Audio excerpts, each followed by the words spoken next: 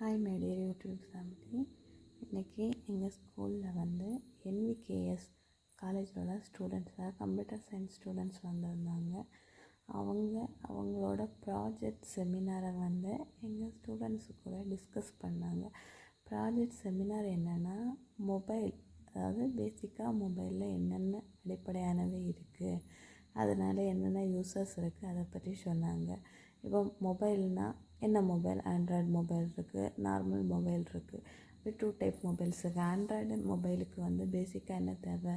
Internet connection. அந்த internet connection மூலமாக நம்ம என்னென்ன பண்ணோம்? வாட்ஸ்அப்பு, ஃபேஸ்புக்கு, யூடியூப்பு, அதுக்கப்புறமா வந்து நெட் பேங்கிங், ஒரு ஃபுட்டை ஆர்டர் பண்ணுறது, அடுத்தது நம்ம ஏதாவது நமக்கு தேவையான பொருட்கள் வந்து ஆர்டர் பண்ணுறது, எக்ஸாமுக்கு அப்ளை பண்ணுறது, அது மட்டும் இல்லாமல் அந்த எக்ஸாமுக்கு எப்படி ப்ரிப்பேர் பண்ணுறது, கரண்ட் அஃபேர்ஸ் எப்படி ரெடி பண்ணுறது, அதுக்கப்புறமா ப்ராஜெக்ட் எப்படி ரெடி பண்ணுறது, அந்த ப்ராஜெக்ட் எப்படி ப்ரெசென்ட் பண்ணுறது, அதுக்கப்புறமா கேமு கண்டக்ட் பண்ணி கேம் விளாடுறது, இந்த மாதிரி நிறைய பயனுள்ள தகவல்களை பற்றி அவங்க மாணவர்களுக்கு வந்து சொன்னாங்க.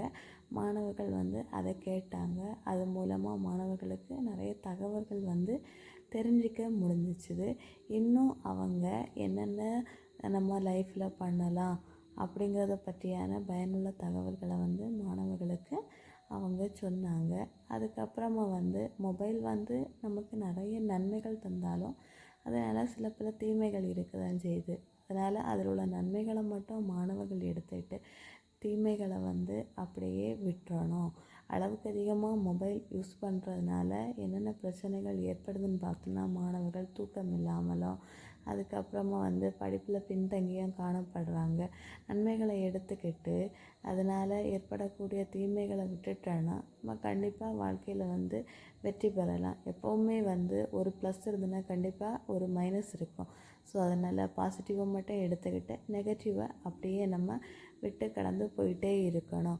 மொபைல் வந்து அடிப்படை தேவைகளுக்கு தானே தவிர மொத்தமுமே மொபைல்னு நம்ம நினச்சி வாழக்கூடாது. அது மட்டும் இல்லாமல் மொபைலை வந்து அளவுக்கு அதிகமாக யூஸ் பண்ணும்போது நமக்கு அதனால் நிறைய ஹெல்த் ப்ராப்ளம்ஸும் ஏற்படுது.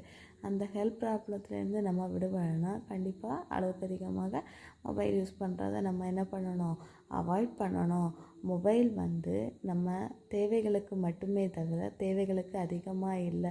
எப்போவும் மொபைலை வச்சிட்டு இருந்தோன்னா நம்ம வாழ்க்கையில் வந்து கண்டிப்பாக வெற்றி பெற முடியாது.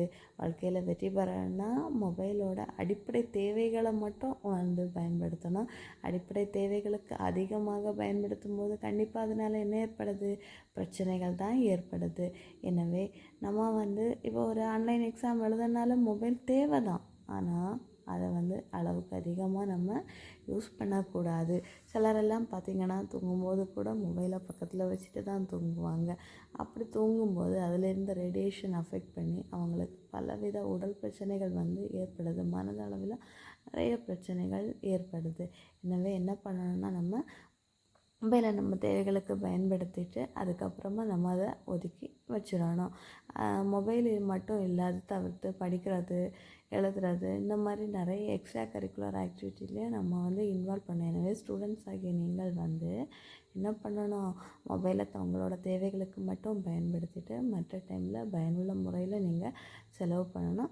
ஸோ அதனால் இந்த வாய்ப்பை எங்களுக்கு பயனுள்ள வகையில் அமைத்து தந்த தலைமை ஆசிரியர்களுக்கும், ஆசிரியர் பணியாளர்களுக்கும் மற்றும் மாணவ செல்வங்களுக்கும் எங்களோட மனமார்ந்த நன்றிகளை தெரிவிச்சுக்கிறோம் அப்படின்னு சொல்லிட்டு மாணவர்கள் வந்து நன்றிகள் கூறினாங்க. அதுக்கப்புறமா வந்து இந்த அரேஞ்ச்மெண்ட் பண்ணுறதுக்கு முழுக்க காரணமாக இருந்தது எங்களோட பள்ளியின் தலைமை ஆசிரியர் தான்.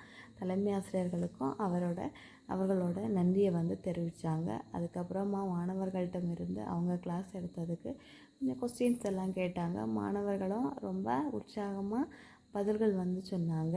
அந்த பதில்களை கேட்கும்போது அவங்களுக்கும் ரொம்ப சந்தோஷமாக இருந்து ஸோ என்ன பண்ணாங்கன்னா கிளாப் பண்ணி மாணவர்களை வந்து என்கரேஜ் பண்ணாங்க. நன்றி, வணக்கம்.